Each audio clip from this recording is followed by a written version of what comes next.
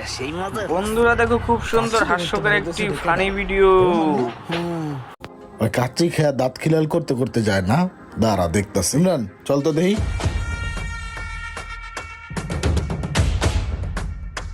এই যে হ্যাঁ ম্যানেজার, হ্যাঁ রে ছবিটা দেখা জিগা তুই। ভাই এই লোকটা কি একটু কাচ্চি খেয়ে গেছে এই দোকানতে?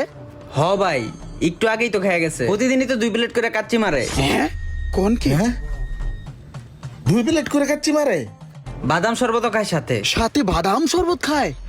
উনি হচ্ছে আমাদের রেগুলার কাস্টমার, আমাদের সব ব্রাঞ্চেই খায়। New market, Chawkbazar, Agrabad, Jamal Khan, GEC সব ব্রাঞ্চেই খায়। কি কোন সব ব্রাঞ্চে খায়? কাহিনীটা আমার কাছে 19-20 লাগতাছে রে, সন্দেহের আভাস পাইতাছি।